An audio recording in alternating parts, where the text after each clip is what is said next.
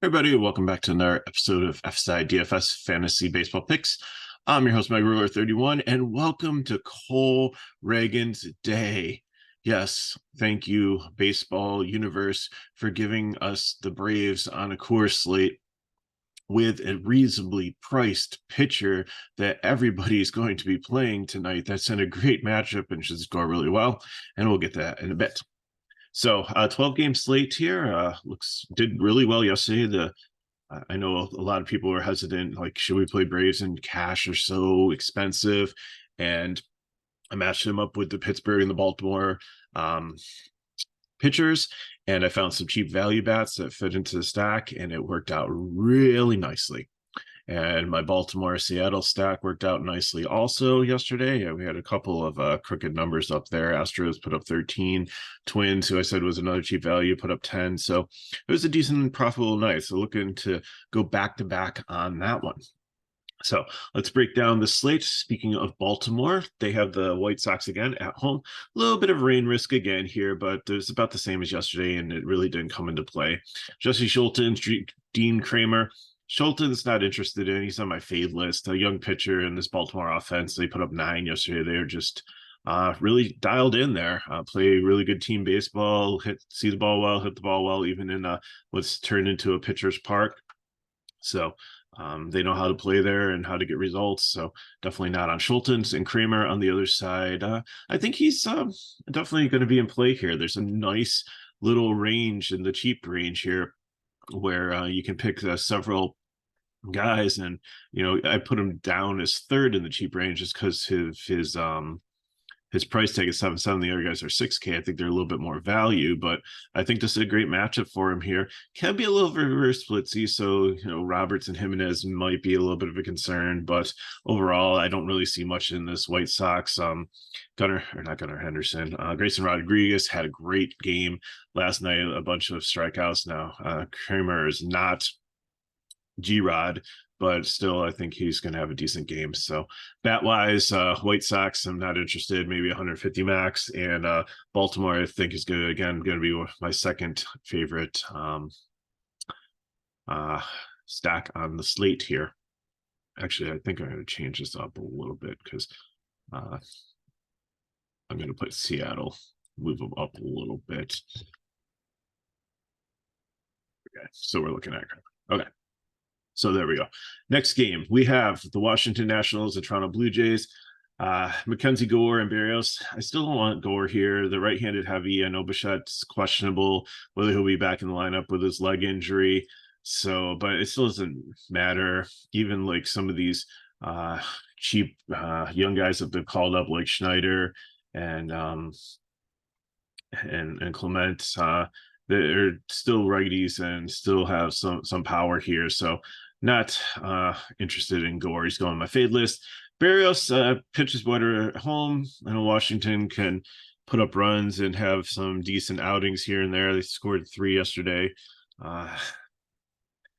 But again, I think they're just a leverage stack here. I think Berrios will have some ownership. 8.8's a decent price. I think he's the best pitcher in the mid-range here. So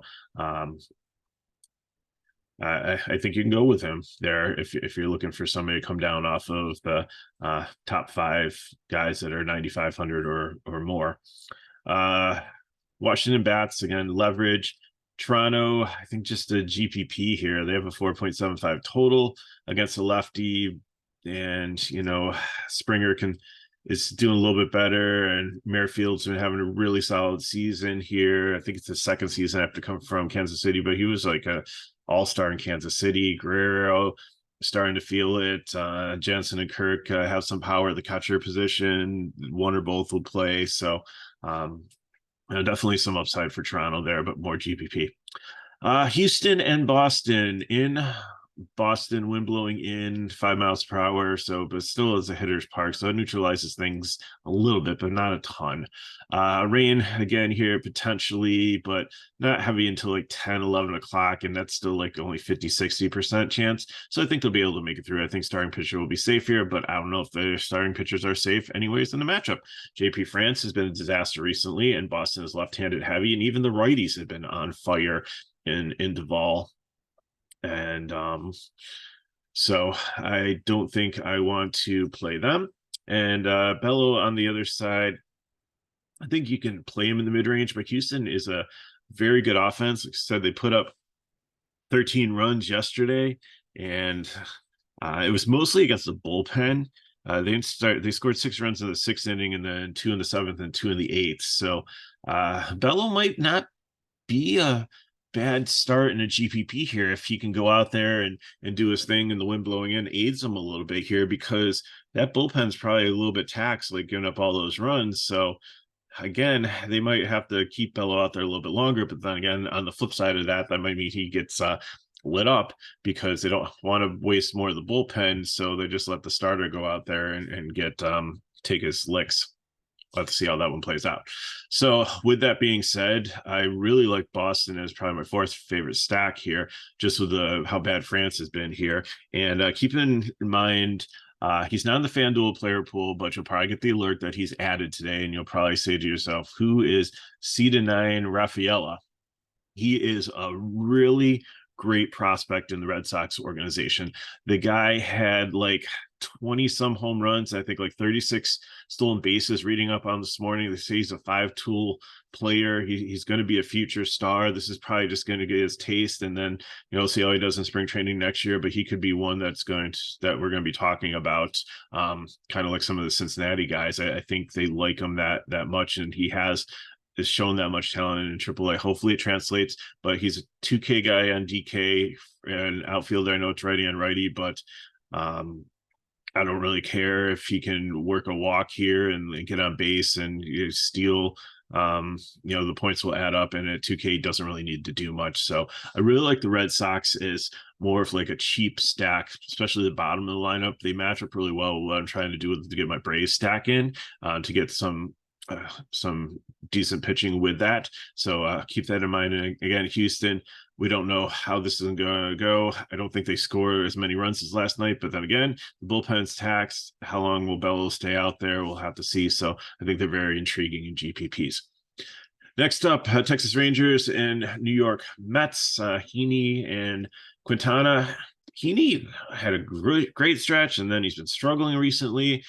The Mets are nothing to really be afraid of other than Lindor, Alonso, and Alvarez. The rest of the lineup's pretty much garbage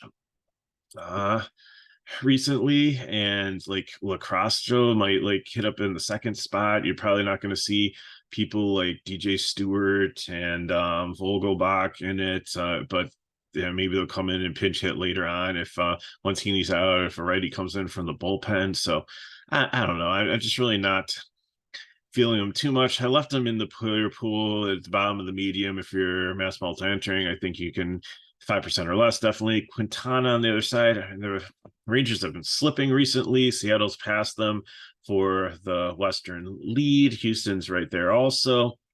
Could be an exciting finish. I mean, individual players like Garver have just been going off, but the team as a whole just hasn't been clicking recently, and there's always a ton of potential there for them. So I'm keeping them in the GPP. I'll probably play a stack of them, especially the righties here. And I always take Seager lefty. He's just such a good hitter naturally anyways. Mets on the other side, I mean, if you want to chase some one-offs, like I said, Lindor, Alonso, Alvarez, a 3-man stack, that's about as far as I would go there. Guardians and the Twins, Gavin Williams and Pablo Lopez. Williams, I think, is in play here in the medium range, and I see he's 6'6" now, so maybe he should be over like in the cheap column. I think maybe oh no, he's 8'6". Never mind. Whoa. Okay, that's why he's in the medium, and that's why he's probably a GPP play. He's priced up because he had a series of like over 10 strikeout games, and then the last couple he cooled off. But it's a great matchup because the Twins are a high strikeout offense usually, even though they put up a ton of runs yesterday. And it's the same thing. It's like it's insane. It's about Pittsburgh. They're free swinging. It's boomer bust. There's going to be games where they put up crooked numbers, and there's going to be games where they put up crooked numbers in the strikeout category. So it's runs, strikeouts. There's no in between usually. And I think Williams, it's a good matchup if you want to play him here. But 8'6", he's kind of priced in no man's land. for you. And I think, Barrios is the much better play and a better matchup for only like 200 more. But if you don't have the $200 and that's where you land, perfectly fine with it. Lopez, again, has always had like probably the best floor on the slate. He got beat up last outing, but I think here against this Guardian team, they're not a high strikeout matchup, as we always say. They usually don't put up a bunch of runs. So, I mean, they put up 6 yesterday, and they did it early against Maeda, who we thought would be in a good matchup. So it's hard to tell here. Wind's blowing in almost 10 miles per hour. That kind of neutralizes things a little bit too for hitting. So I think Lopez doesn't play, but in the context of the slate, if you're trying to get the Braves in, I don't think it works. But if you're going a different direction and your top stack is gonna be like Baltimore or Seattle or Boston or like the Dodgers as a late night hammer, then I think you can pay up for pitching here and be unique on it, which is, even though it's like a cash build, it might be more of a GPP with leverage and ownership.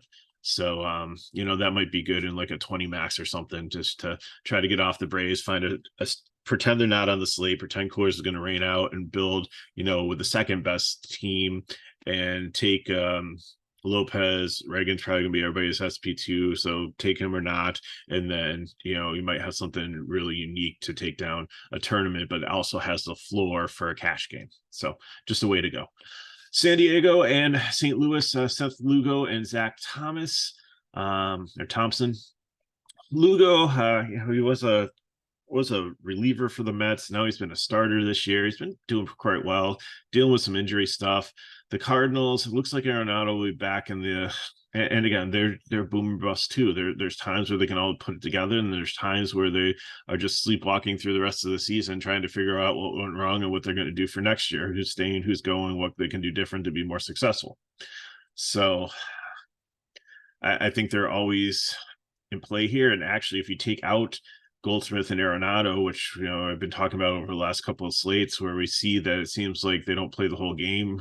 If the context of not needing them in there for the win, then they get hit for to try to get some looks for some of these younger guys, like Baker comes in for Goldsmith, plays first base, and so they're kind of risky. So I just leave them out of the stacks, and if you play the rest of the guys, they're only like 3 and 4K guys, so they definitely work out for you there.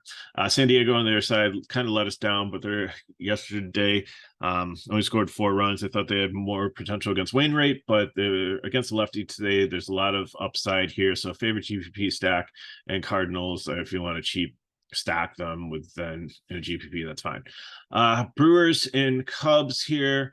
Corbin Burns, Jason Steele, Justin Steele, wind blowing in here, 14 miles per hour. I think this is kind of a cross-off game here. We got 2 decent pitchers, even though Burns has struggled recently. And I know the Cubs, Slate Breaker, who watches our video all the time, plays the Cubs almost every single day. And it definitely has been reminding me they've been one of the hottest teams since the All-Star break. And yes, that is true. And they're priced up that way too. But I just can't do it here. Both pitchers, I think, are in the high range. If you can get to them, that's fine. I think it's going to be a blue-collar day. They go out there, they pitch 5 or 6 innings, get some strikeouts. One of them will get the win. I don't anticipate a ton of offense in here. Both bullpens are decent. So, with a 7 total, wind blowing in, 2 decent pitchers, I'm just going to completely cross off this game. I put them in the 150 max. I'm moving on. Pirates and Royals, Luis Ortiz and Cole Reagans. Luis Ortiz not interested in Cole Reagans, lock of the slate. 6K. Just has been pitching brilliantly. He had 1 down game against St. Louis, but he just has been absolutely on a tear recently, looking really good. Let me just bring up his box score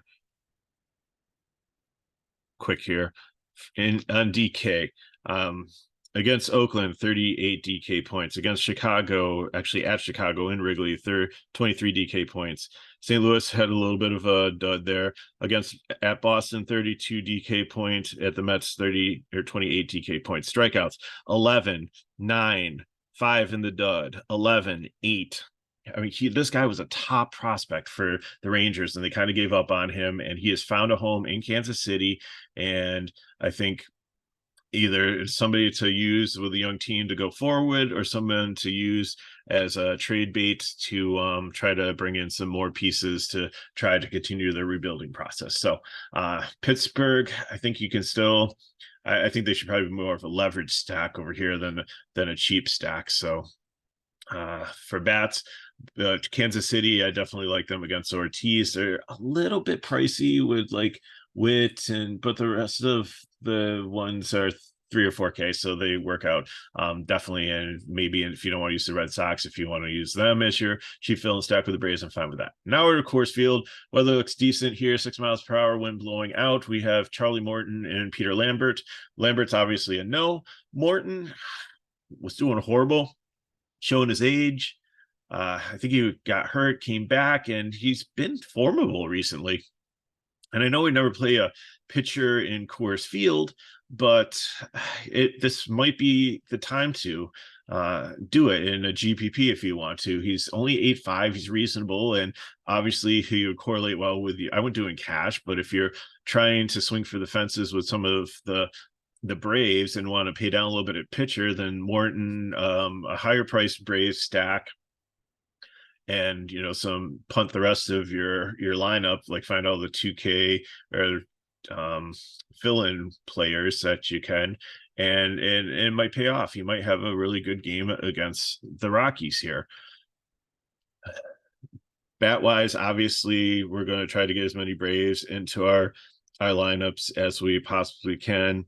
And yeah, just looking at Morton's last 2 games against the Mets and Yankees, like he's had like over 30 DK points and over 10 Ks in both of them. And the Rockies do have some Ks in their lineups. So if he's still got it working, he might be one to look at. Rockies, I know they're GPP stack, but I'd only take the lefties. I'd probably just look at McMahon and Jones there, and maybe Tovar, the shortstop. He's just been doing really well. Blackman, I hesitate. He just seems washed up, but he's looked a little bit better since he's come back from the injury. So maybe 1, 2, 3, 5, a 4-man stack, if anything, if I'm taking them. But Braves, any which way you can. Athletics and Mariners, Waldachek is a no. Mariners have been very hot recently. Kirby on the other side is probably my favorite pitcher if you're going to pay up by far. So I'm going to try and cash to get Kirby and Reagans as my pitchers, and see how that works out with a Brave stack when the lineup comes out. So and Oakland has lowest total on the slate at 2.51. So A's are just a leverage stack. Seattle, like them. If you don't want Baltimore, if you want to, like I said, pay up for pitchers and take Lopez and go like full Mariner stack, and you should be hopefully good to go if for some reason the Braves let people down. Next game, Cincinnati and San Francisco. Brandon Williamson, Alex Cobb. Williamson is actually a decent strikeout pitcher, so he's in play also here. If you want to go like with Williamson and Reagan, you can probably get all the Braves you want, like a full stack of their top hitters. So that's something to consider. I wouldn't do it in cash. It's more of a GPP build. I want floor from both my pitchers in cash, and I don't think I can get that with Williamson. I'd rather pay up for like a Barrios, Kirby, somebody in that range a little bit more, or Kramer. But it's definitely a way you can do it to open up salary. And Cobb, I think, is in a great situation here, also against the Reds. They've have some injuries and more people out, and they just haven't been hitting as much. They cooled off a lot since the All-Star break. They only have a 3.549 total, so I think definitely could look at playing Cobb also. Late night hammer, Mario Kelly and Clayton Kershaw is definitely a decent pitching matchup here, even though the Dodgers have a 5 total. I think Kelly's better than that, so I'd bet the under if you're betting, but still the Dodgers will throw a bunch of lefties at him. Haywood hit a home run last night. Outman, Peralta. I mean, there's just Muncy. There's just so many power lefties here that, and Bush even, that they can throw at you. Kind of can mix and match like San Francisco and Baltimore and many of these good teams. So Kershaw, I just tend to, he's still being kind of like restricted pitch wise just because of getting close to the end of the season, probably saving him for the playoffs. So come back from the injury. Want to make sure he's 100%. Don't want to overwork him, and so he's ready for the playoffs. Arizona can be pesky. So again, probably a really good baseball game, but probably a cross off for DFS here. But again, I have the Dodgers as a top stack if you want to use them as your late night hammer. And Arizona would just be a leverage against Kershaw. So let's look at the builds and get you on your way for your day. As I said here, we are taking Cole Reagans as SP2. So you need to decide, do you go up to Kirby? Is there somebody else in high range that you like? I think they're too much. Kirby's where I draw the line. Barrios, I'm okay with. The other medium guys, maybe G. Williams, but I don't really feel great about them. But then, I mean, if you want to go with Cobb, B. Williamson, I think that's turning more GPP, but I think Kramer definitely, like last night, the Baltimore pitcher, can be your SP1 in cash if you want. Catcher, I'll let you decide what you're going to do. Probably going to punt it. And then pretty much in the build, if I'm going up for Kirby, I can play Olsen and Duvall or McGuire, the boss, or not McGuire, he's the catcher. I think it's Casas I was looking at here. Let me change that. McGuire might make a good catcher. He's really cheap for you. So, and he'd fit in the Boston stack. So maybe that's another semi-core play here. We'll just have to see if he's in there. So it's either Olsen or Duvall or Casas or Acuna. Riley, I'll let you figure out if you can get Albies or Alcia in your stack there. Rafaela, if he starts the 2K Boston guy, I absolutely love here. And then Rosario is probably the cheapest brave to put to make your stack work. If you're paying down at SP1 and Reagans becomes your SP1 and you're adding like Cobb or Williamson there, then you can probably get both Olsen and Acuna and full brave stack there. On FanDuel, Reagans is my SP1. He has had a quality start, which you look for on FanDuel. In 4 out of 5 matchups, he should be good there. So give me Casas, Albies, Acuna, Harris, and Duvall. Yes, Harris is batting 9th, but he's so cheap on FanDuel. He works as a wraparound stack. He should get more at bats at Coors Field than he would in the 9-hole in a regular game. Plus, they're on the road, so they're guaranteed the bat in the top of the 9th. So just play him and don't ask questions. And then Duvall, so I'm going Red Sox stack. I can get some better Red Sox hitters in this than on DK, where you don't have to play 2 pitchers.